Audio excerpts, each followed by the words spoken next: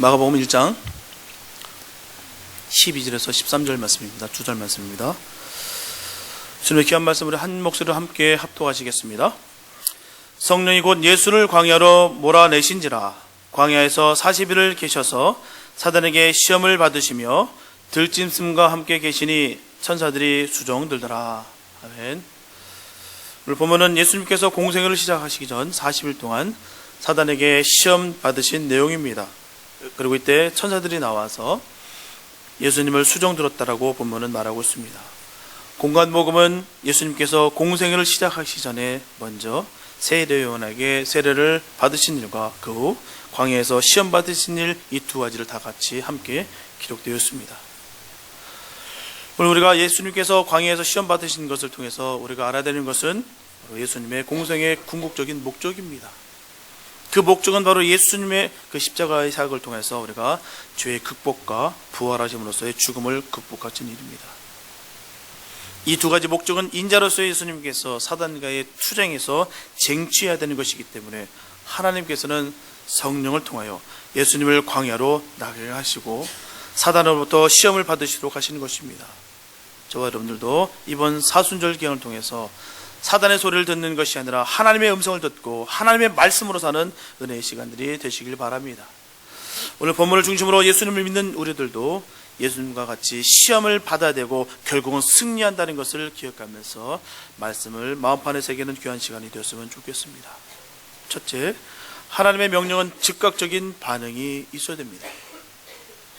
본문에 보면 성령이 곧이라고 말씀하고 있어요. 여기서 곧이라는 것은 바로 헬라 원어로 유디스라고 되어 있는데 뜻이 곧바로, 바로, 즉시라는 뜻입니다.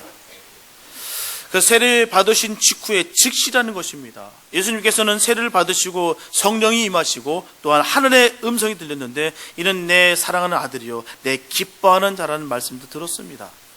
하지만 그것을 만족하게 여길 겨를도 없이 즉시 광야로 나가서 기도하게 하셨다는 것입니다. 뿐만 아니라 본문에서는 몰아내신지라라고 표현하고 있어요. 몰아내신지라. 마가는 이 상황을 마태나 누가보다도 훨씬 더 강하게 표현하고 있습니다. 마태나 누가는 성령에 이끌려라고 하였지만 마가는 더욱더 강하게 표현해서 성령이 곧 예수를 광야로 몰아내신지라고 분명히 전하고 있습니다. 이렇게 은혜를 받으면 사역에 임하고 세상에 나가서 하나님의 말씀을 증거해야 되는데 하나님은 그래도 더 기도로 준비하라는 것입니다. 그런 상황 속에서 예수님께서는 철저하게 순종의 모습을 보여주셨어요. 하나님의 말씀을 그대로 들었습니다. 우리도 성령님의 인도하심에 따라서 적극적인 반응을 우리가 나타내야 될 줄 믿습니다. 그래서 성령에 민감한 성도가 되라는 말씀이에요. 성도가 산다는 그 자체가 바로 시험의 연속입니다. 만약에 성도에게 시험이 없고 아무런 문제가 없다라면 이미 하나님께서 버리셨거나 아니면 사단에게 잡힌 사람일 것입니다. 그래서 성도는 언제나 시험에 있기 마련이에요. 성도에게 있어서 시련과 시험이 오는 것은 당연한 것입니다. 종교개혁자 마틴 루터는 항상 기도했습니다. 아침 일찍 일어나서 새벽에 일어나 그는 기도하기를 우리를 시험에 들게 하지 마옵소서라고 기도했고요. 또 하루를 마감하는 저녁 시간엔 잠들기 전에 우리의 죄를 사하여 주옵소서라고 그는 쉬지 않고 아침과 저녁으로 기도했습니다. 이게 우리들의 모습이에요. 끊임없이 시험은 몰아와 닥치게 되어 있습니다. 그건요, 우리가 일평생 함께하는 것입니다. 이상한 것이 아니에요. 그 여러 가지 시험과 유혹 속에 우리는 살고 있습니다.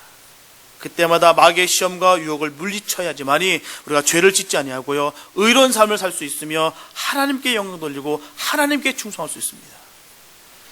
요한일서 2장 16절에 보면 이는 세상에 있는 모든 것이 육신의 정욕과 안목의 정욕과 이생의 자랑이니 다 아버지께로부터 오는 것이 아니요 세상으로부터 오는 것이다 라고 분명히 전하고 있습니다.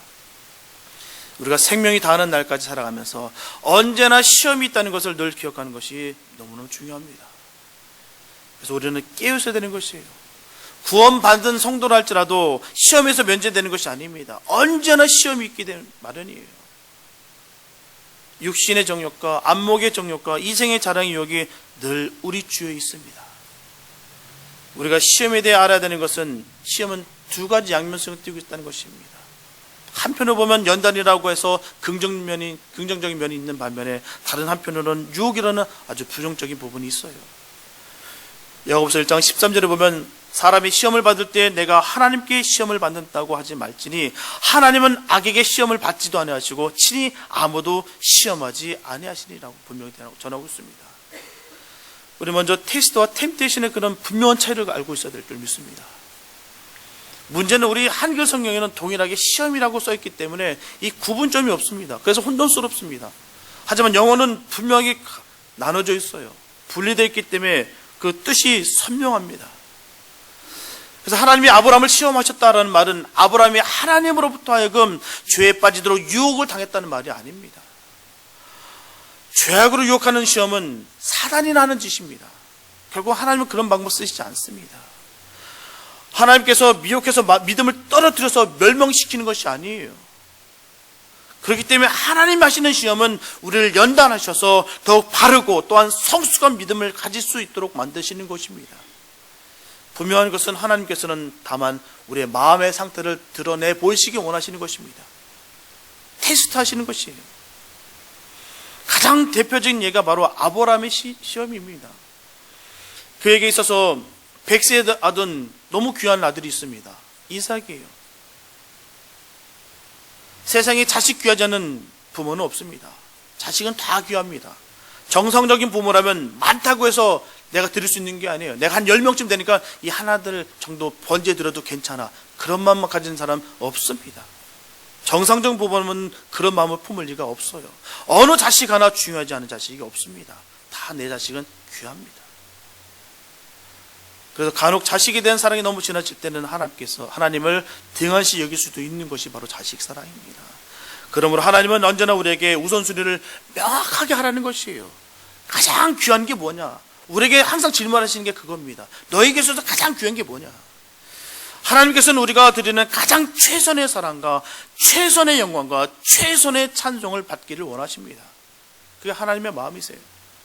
그래서 하나님은 아브라함에게 시험을 통해서 자신을 돌아보게 하신 것입니다. 자신을 잃어버린 신앙을 회복하게 하시면서 자신의 본래의 모습으로 초심으로 돌아가게 하는 것이 바로 연단이 주는 유익입니다. 우리가 연단을 받을 때 아이고 아프다, 아이고 너무 고통스럽다를 바라보면서 있는 것이 아니라 그 연단을 통해서 내 자신을 다시 돌아보는 것이 유익이라는 것입니다. 회복되라는 것이에요. 내 모습을 다시 돌아보라는 것입니다. 그래서 깨닫는 것이에요. 우리의 모습을 깨닫는 것입니다. 하나님의 능력이 아니면 절대로 이루어질 수 없었던 그 100세에 낳은 그 너무나 소중한 그 아들을 번제로 드리라는 그 순종은 이 세상 어느 무엇과도 비교가 안 되는 그런 시험이었어요. 하지만 이런 시험도 하나님으로부터 나오는 것이기 때문에 능히 감당할 수가 있다는 것입니다. 시험에 이기게 하셨어요. 성숙한 신앙으로 한 단계 올라서게 하셨습니다. 사단은요, 미혹에 넘어간 사람 무시합니다. 더 이상 신경 쓸 필요도 없어요. 내 자신이 깔아뭉긴 그냥 졸로 봅니다. 하지만 미혹을 이기면 그 다음부터 오는 게 뭔지 아십니까? 시련이 와요. 그 시험을, 그 미혹이 통과한 후에 오는 것이 바로 시련입니다. 그로 인해서 하나님을 원망하고 독을 품게 그렇게 살게 만드는 것이에요. 욥의 아내가 저주하고 떠나갔던 것처럼 그대로 사단은 우리에게 그대로 이끕니다. 이때 사단은 가장 기뻐요. 자기 뜻대로 이루어졌을 때 그 마음속에 독을 품고 하나님을 원망하고 세상을 원망하는 마음을 품고 살아가는 모습을 보고 가장 기뻐하는 게 바로 사단입니다. 사단이 주는 시련을 은혜로 넘기는 사람이 바로 성도예요. 거기서 갈아지는 것입니다. 내가 성도냐? 내가 하나님의 자녀냐? 내가 아직도 그 가운데 있지 못하는 것은 거기에서 딱 판단납니다. 내가 시련에 닥쳐올 때 내가 원망하느냐? 내가 이 모든 것을 은혜로 넘길 수 있느냐? 거기 있다는 것입니다. 이런 성도를 바라볼 때 사단은 미칩니다. 너무너무 화가 나요. 싫어합니다. 사단은요, 당연하게 화가 나는 상황을 만들고 시험합니다. 당연하게 그 상황 오면 나 화가 나야 되는데도 불구하고 화를 내지 않는 것이 바로 하나님의 자녀된 모습이에요. 사단은 바보가 아닙니다. 우리가 머리로 힘으로 이길 수 있는 존재가 아니에요. 하나님께서 주시는 믿음으로 이기는 것입니다. 우리가 어떻게 사단을 이기겠습니까?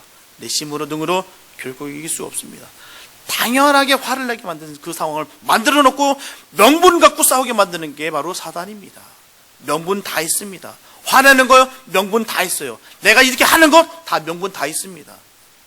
다 물어보십시오. 없는지 없는지 다 있어요. 저 사람 때문에 그렇대, 저것 때문에 내가 안 해. 그거 다 명분이에요. 사단에게 속는 겁니다.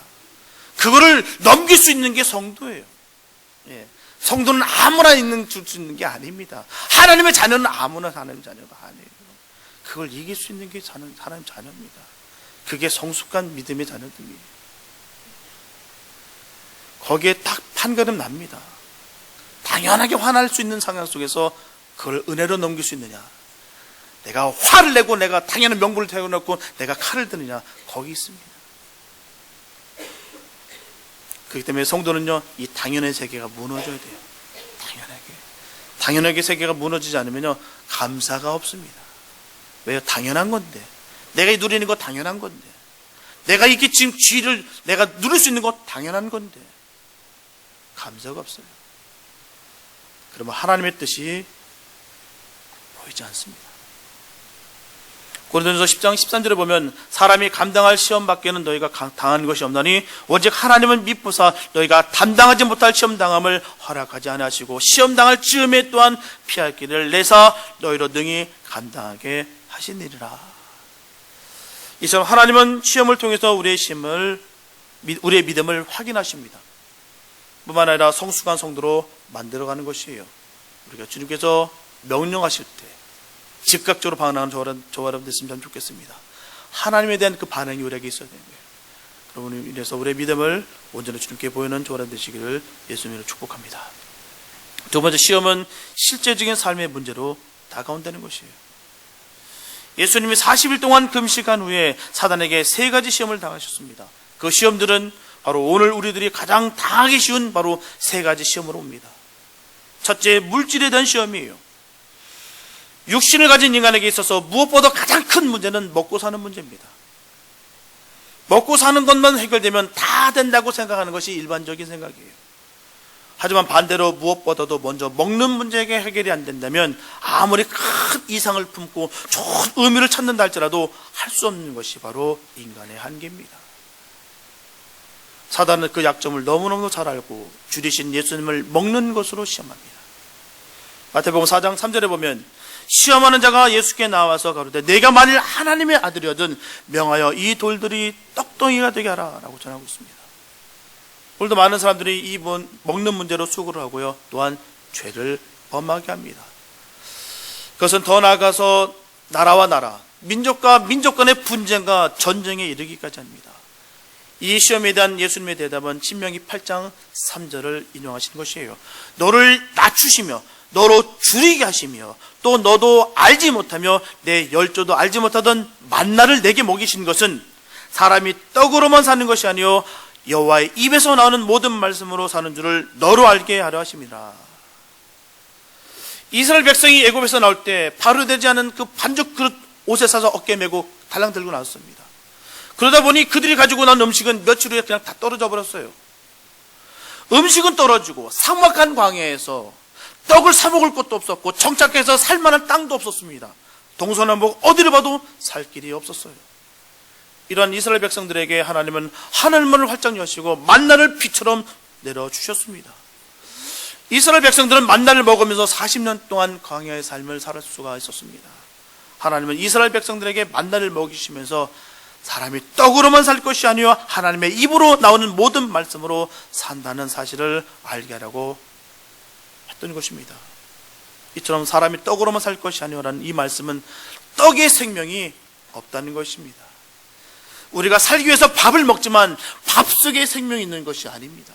사람이 살려고 밥을 먹습니다. 하지만 밥이 살리는 것은 아닙니다. 밥을 먹고 사람들은 다 죽었습니다. 사람이 살기 위해서 밥을 먹지만 그 밥을 먹고 영원히 산 사람은 없습니다.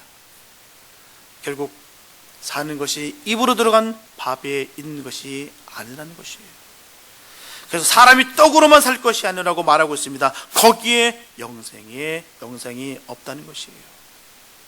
오늘날 인간의 모든 비극은 떡으로만 살려는 데 있습니다. 이 땅에서 나오는 것은 어떤 것을 가졌다 할지라도 거기에는 생명이 없어요. 그 좋아 보이는 것들라도 거기에는 생명이 없습니다. 그리고 만족함이 없어요. 그래서 사람이 떡으로만 살려고 할 때 동물적 존재가 되며 무엇을 먹을까, 무엇을 입을까만 생각할 때 인간은 모두 다 비참한 존재가 되는 것이에요. 저 여러분들은 하나님의 말씀으로 살아야 될 줄을 믿습니다. 말씀에 생명이 있습니다. 그 말씀을 먹으시기 바랍니다.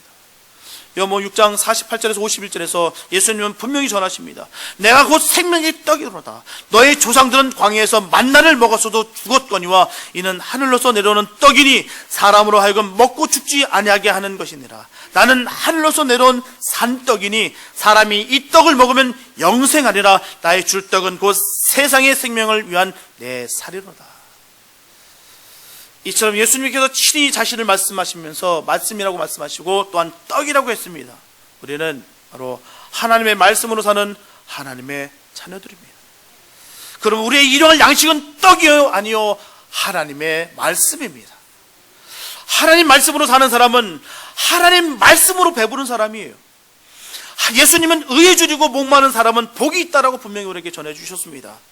하나님 말씀이 맛이 나면 살맛이 납니다. 그러므로 하나님 말씀에 살맛을 얻고 은혜 받는 일이 우리의 심사될 줄 믿습니다.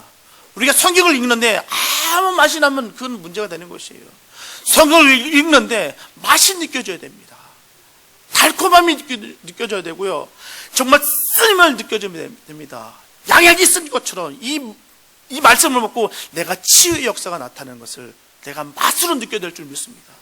그래서 우리는 맛을 알아야 돼요. 맛을. 내가 말씀을 읽을 때 맛을 모르고 살아가는 것만큼 우리가 비참한 것도 없습니다. 이게 무슨 말씀이지? 아무리 읽어봐도 내가 뜻과 남으로 상관없는 것 같아요. 머리로만 아는 것이 아니라 맛을 느끼시기 바랍니다. 이 생명의 말씀을 먹으시기 바랍니다. 눈으로 읽는 데서 그치는 것이 아니라 이 말씀이 나의 생명의 말씀이 되시기 바랍니다.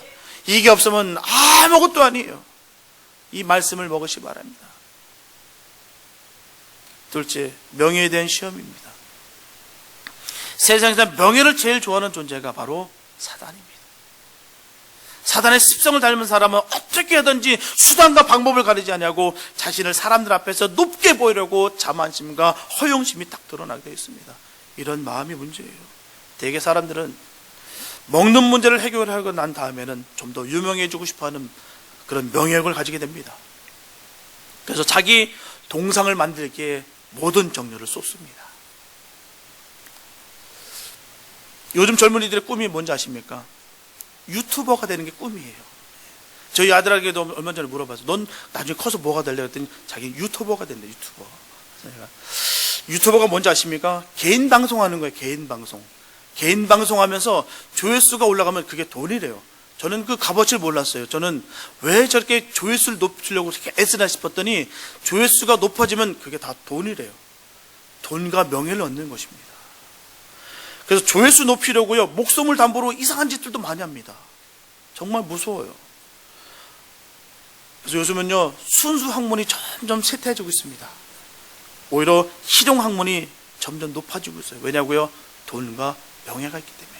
말 그대로 돈벌이가 되기 때문에. 돈이 되기 때문에 요즘은 순수 학문에 대해서 순수 학문이 인기가 없습니다. 부와 명예를 얻어서 많은 사람들에게 인기를 얻기 위해서예요. 문제는 이런 인기는요, 안개와 같습니다.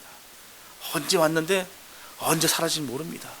그 상실감은 말할 것도 없어요. 저도 예전에 박수를 받았던 사람이에요. 수천 명이 박수를 받으면요, 정말 기분 좋습니다. 이게 땅바닥에서부터 박수가 올라와요. 이게 울림이 이렇게 올라옵니다. 그러면요, 세상을 다 가진 것 같아요. 너무너무 좋습니다. 정말 다 가진 것 같아요. 흥분은 말도 이루 말할 것도 없습니다. 너무너무 기분이 좋아요. 근데 딱 마치고 숙소에 딱 들어가잖아요. 이 공허함이 오는데요. 정말 주체할 수 없을 만큼 공허함이 옵니다. 이게 막 뻥 뚫린 것 같아요. 그래서 우리 인기 많았던 수많은 사람들이 자살하는 데가 거기 있다는 것이에요. 공허함 때문에. 이것이 바로 사단의 고대 전략입니다. 사람을 붕 뛰었다가 팍 떨어집니다. 그럼 사람은 망가져 버립니다. 성경에서 사단은 먹는 시험을 이기신 예수님에게 그와 같은 시험을 그대로 했어요. 예수님께서 하나님의 아들이라는 것을 많은 사람들에게 단번에 알릴 수 있는 가장 좋은 방법을 제안하고 있습니다.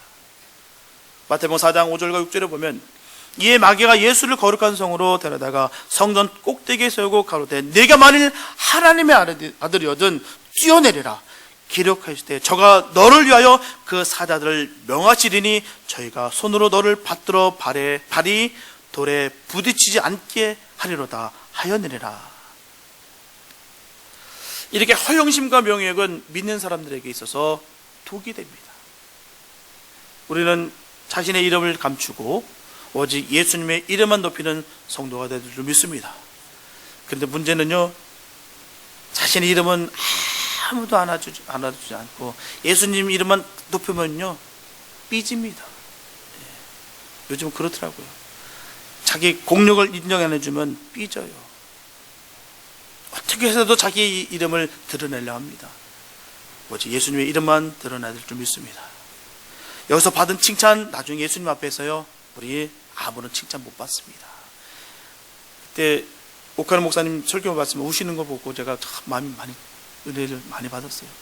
자기는 그 젊은 그 목사한테 후배 목사한테 전하는 말씀이에요. 어떻게 목사님 설교를 어떻게 설교도 묻고 어떻게 하면 목회를 잘할 수 있냐고 그걸 막 묻는데 목사님 하시는 말씀이 그겁니다. 난 자네가 부러워. 자네가 정말 부러워. 나는 이 세상에서 지금 박수 다 받았어. 나 하나님 앞에 만났을 때 하나님 앞에서 내가 무엇을 내가 얘기할 수 있을까 난 부끄러워. 막 우시더래요. 그게 우리의 모습이 되야 될 줄 믿습니다. 여기서 받는 칭찬이요, 여기서 받는 그 명예요, 아무것도 아닙니다.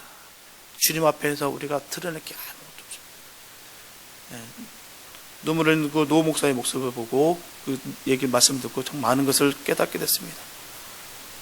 여기서 받는 칭찬은요 아무것도 아닙니다. 마귀는 성전 꼭대기에 올라가서 수많은 예루살렘 사람들이 왔다 갔다 하는 곳에서 예수님께 뛰어내리라 합니다. 그래서 하나님의 아들이라는 것을 온 백성에게 보여주라고 유혹합니다. 오늘 사회적으로 인정을 받으려고 욕심을 부리고 좋은 평판을 얻겠다라고 수단 방법 가리지 않는 사람들이 너무나 많습니다. 여러 분야의 사람들이 그 같은 마귀의 시험과 유혹을 물리치지 못해서 죄를 짓고 타락하게 되는 것이에요.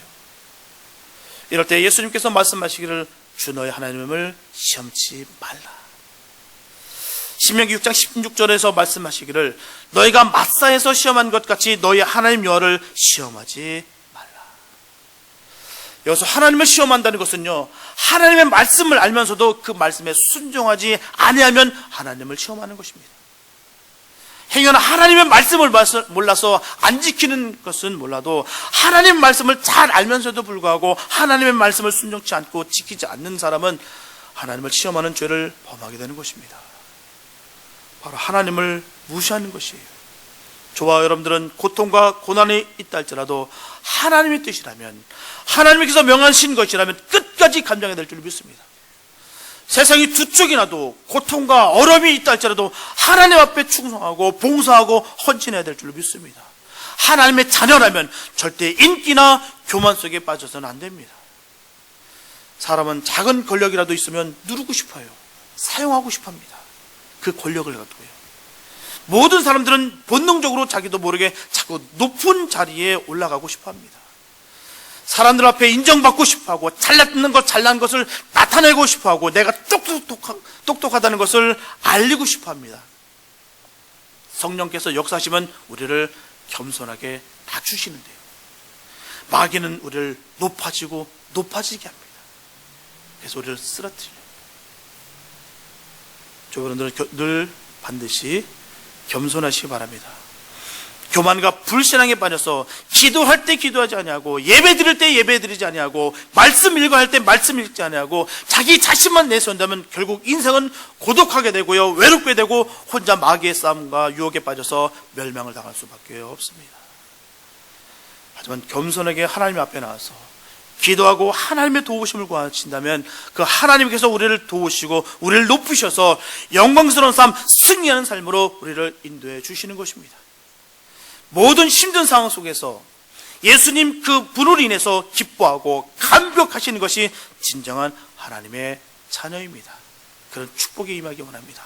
세상 사람 아무도 몰라줘도 괜찮아. 주님이 날 인정하시고 주님과 함께 한다면 난 그것을 만족한 삶, 그게 바로 하나님의 자녀된 삶입니다. 하나님께 초점 맞추시기 바랍니다. 내 주변을 바라보시면요, 시험거리밖에 없어요. 주님께 초점 맞추시기 바랍니다. 주님께서 우리를 높이십니다. 셋째, 권세에 대한 시험이에요. 하나님께서는 아담과 하와에게 에덴 동산에게 살게 하셨어요. 그것은 지상 낙원으로서 사람이 살기에는 아무것도 부족함이 없는 완벽한 곳이었습니다. 하나님께서는 완벽한 곳을 예배하시고 그곳에 살게 했어요. 하지만 전혀 부족함 없는 그 에덴 동산에서 아담과 하와는 어떻습니까? 그들이 선악과를 먹었을 때 모든 양식이 떨어져서 너무너무 배고픈 나머지 어쩔 수 없이 그 선악과를 다 먹었습니까? 전혀 부족함이 없는데도 불구하고 그들은 선악과를 다 먹었어요. 그들이 선악과를 먹은 것은 자기들을 지으시고 천지 만물을 창조하신 그 하나님의 권세에 대한 그 야망 때문이었습니다. 욕심 때문이었어요. 야욕 때문에 먹은 거예요. 왜냐고요? 하나님같이 되고 싶어서요. 하나님처럼 되고 싶어서 그 선악과를 먹은 겁니다. 어떤 사람은 그런 얘기 많이 해요. 하나님께서 어떻게 잔인하게 말이야 그 선악과를 놓으셔가지고 먹게 만드시냐고. 너무 잔인하신 하나님 아니십니까? 너무나도 초등적인 생각이에요. 초딩적인 생각.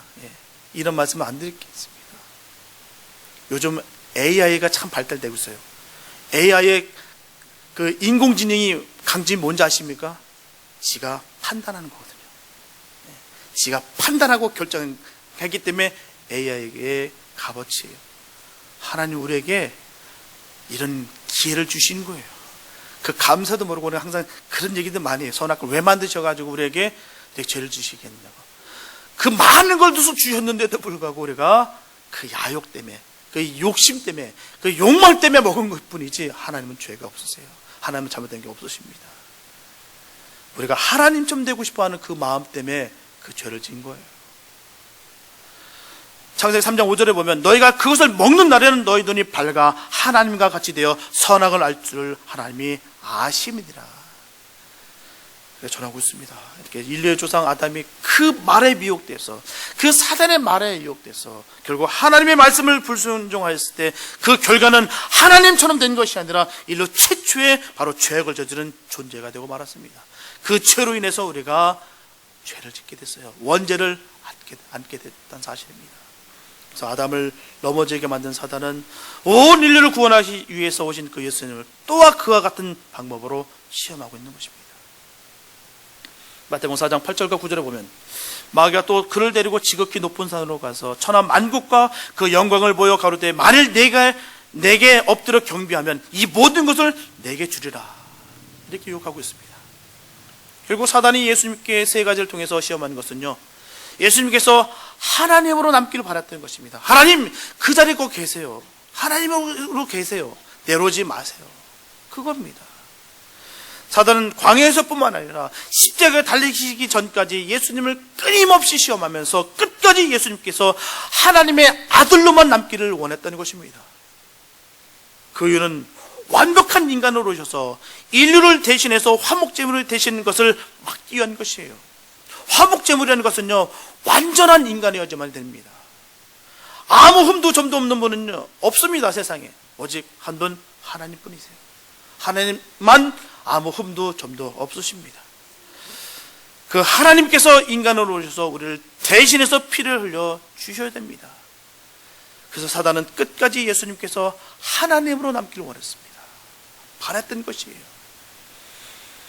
사단의 죄를 받은 예수님은 한 번 절만하면요, 십자가의 고통을 당하지 않고서도 사단의 결박 속에 있는 모든 사람을 그냥 빼놓을 수가 있었어요. 이것이 바로 안목의 정욕입니다. 사단은 우리의 신앙을 담보로 해서 솔깃한 것을 제시하고 던져주면서 우리가 올바른 신앙생활을 하지 못하도록 미끼를 던집니다. 믿기는 것은요, 믿기라는 것은 치명적이어야지만 믿기예요. 시시하면 절대로 물지 않습니다. 정말 손이 쑥 빠지도록 매혹적이어야지만이 믿기가 되는 거예요. 사단은 우리에게 믿기를 던집니다. 우리의 정신이 쑥 빠지도록 정말 탐나는 것들을 우리에게 보여주면서 우리에게 믿기를 삼는다는 것입니다. 우리가 어떤 결정할 때 이것이 순간적으로 내게 어떤 만족을 주는가를 생각하기 이전에 이것을 통해서 내 믿음을 올바로 하나님 앞에 세울 수 있는가, 나는 하나님 뜻 가운데 거하는 믿음의 삶을 올바로 살 수가 있는가 물어본 후에 그 일을 행하는 저와 여러분 되시기 바랍니다.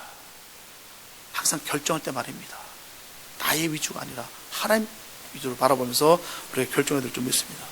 이 모든 것을 너에게 주리라는 사단의 꾀임에 현혹되면 우리는 함정에 빠지게 될 수가 없습니다. 빠지게 될 수밖에 없어요. 인간적인 논리가 이런 데서 나오는 것입니다.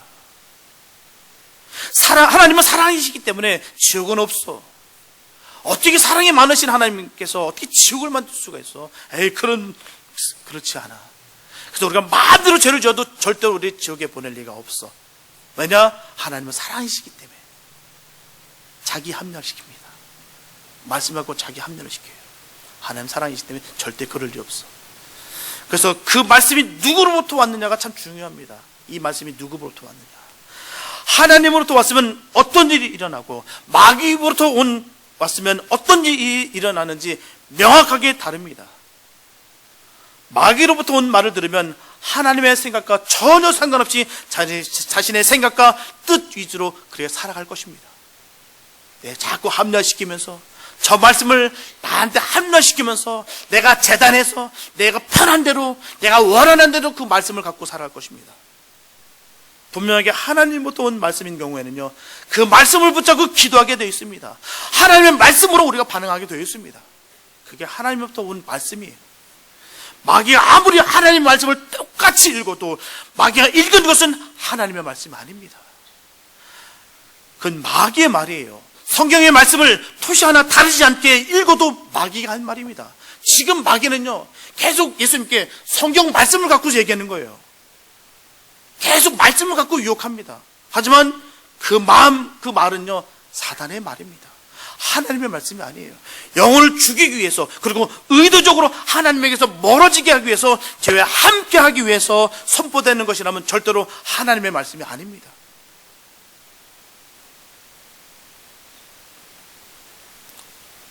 하나님의 말씀은 처음부터 끝까지 순전합니다. 하나님의 능력으로 붙들림 받는 것이 줄 믿습니다. 그게 바로 하나님의 말씀이에요. 그래서 우리는 분별해야 될 줄 믿습니다. 죄를 거절해야 되는, 나는 사단 너의 말을 듣지 않겠다, 나는 하나님의 말씀만 내가 듣겠다라고 선포해야 되는 것입니다. 난 네 말 안 들어. 예수님 그 말씀 하시는 것이에요. 난 네 말 안 들어. 네가 하는 말들, 돌로 만들어 떡을 만들어, 나 안 해. 뛰어내려 받아준다, 나 안 해. 천하 만국을 너 다 죽인다, 안 해. 난 네 말 안 들어. 그게 예수님의 선포입니다. 나는 하나님의 말씀만 듣겠다. 이게 바로 예수님의 선포입니다.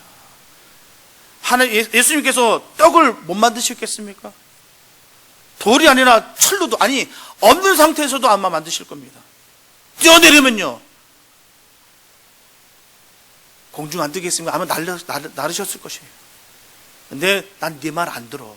내가 할 수 없어가 아니라 난 네 말 안 들어. 사단, 난 네 말 안 들어. 우리의 신앙이 이렇게 돼야 될 줄 믿습니다. 난 네 말 안 들어. 난 하나님의 말씀만 들을 거야. 세상의 미혹들, 나를 하나님께서 관계를 끌어놓는 것들, 사람의 관계를 끌어놓는 것들, 난 네 말 안 들어. 난 네 사단의 말 안 들어. 난 하나님의 말씀만 들을 거야. 하나님은 용서하라고 하셨고, 사랑하라고 하셨고, 모든 것을 포용하라고 하셨지, 그 잘잘못을 가져서 깨시고 부시고 그런 말 한 적 없어. 난 네 말 안 들어. 이게 성도의 모습이 될 줄 믿습니다. 오늘 예수님께서 우리에게 보여주신 말씀이 그 말씀이에요. 난 네 말 안 듣겠다. 사단 네 말 안 듣겠다. 사단은 첫 번째, 두 번째 모든 시험에서 다 실패했습니다. 예수님께서 예수님에게 천하만국의 영을 다 보여주면서 나에게 절하면 이 천하만국을 다 주겠다라고 이제는 마지막 유혹합니다. 다시 말하면 사단은 하나님께서 그토록 사랑하시는 그 인간을 빼앗기지 않기 위해서 예수님께 이처럼 제안하고 있어요. 우리가 기억해야 되는 것은요, 복음 중에 복음은 바로 하나님이 저와 여러분들을 사랑하신다는 것입니다. 사랑은 사랑받는 대상을 존귀하게 만드는 능력이 있어요. 사랑하기 때문에 정말 못생긴 사람인데도 이쁘게 보이고 멋있어 보입니다. 둘이 커플인데 안 어울려요. 그런데도 불구하고 서로 죽고 못 살아요. 왜냐고요? 서로 사랑하기 때문에. 사랑에는 그런 능력이 있습니다. 하나님께서 저 여러분들을 너무너무도 사랑하고 계십니다.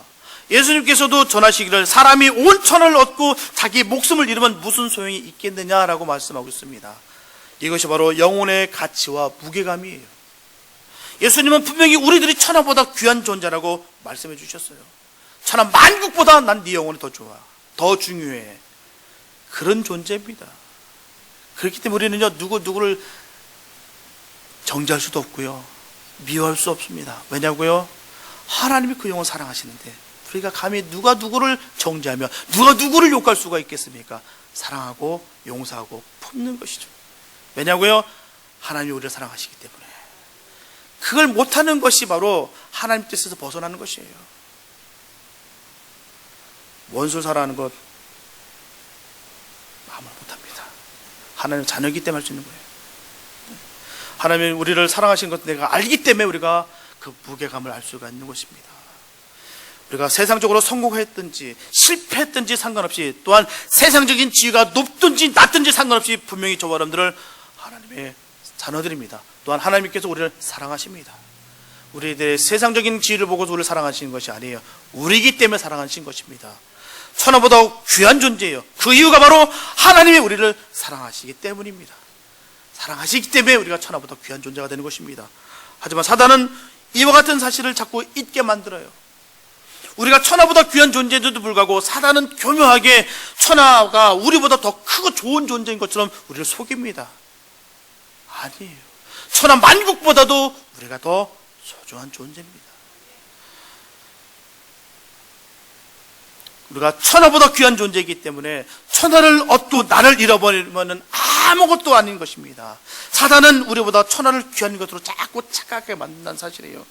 그래서 나를 팔아서라도 돈을 벌게 하고 나를 팔아서라도 명예를 사게 합니다. 사도 바울은 얘기합니다.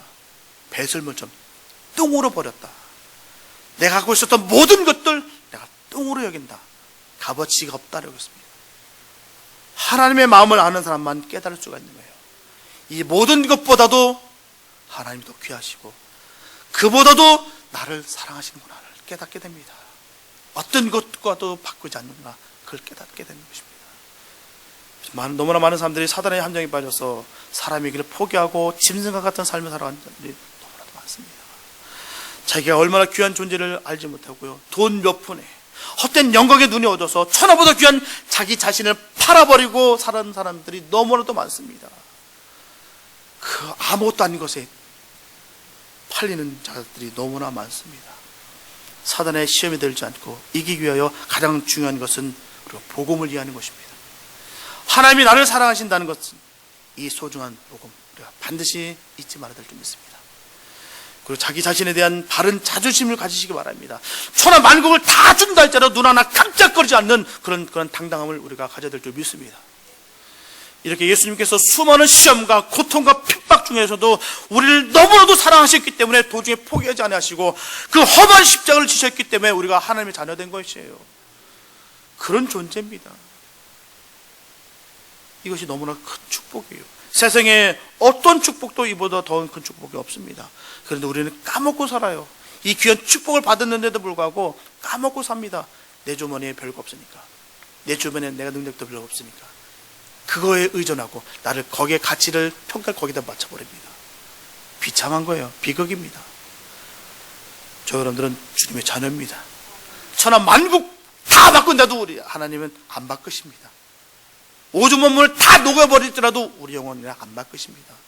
그런 사랑을 받는 우리 것을 늘 기억하시면서 하나님 믿는 믿음 가운데 당당하게 자존심 지켜시면서 천하 만국을 다 준다 할지라도 저는 미혹되지 아니하고 오직 하나님께만 경배하고 믿음을 지켜나가시는 저와는 되시기를 예수님으로 축복합니다. 사랑성도 여러분, 예수님은 광야에서 40일간 금식하셨어요. 그리고 시험에서 이기셨습니다. 이러한 예수님의 모습은 이 땅을 살아가는 모든 성도들에게 큰 힘과 위로가 되는 것입니다. 예수님께서는 광야의 극한 고난을 겪으면서도 인간의 가장 기본적인 그 욕구에 가는 그 시험과 명예와 영적인 시험 등을 물리치시고 승리하셨어요.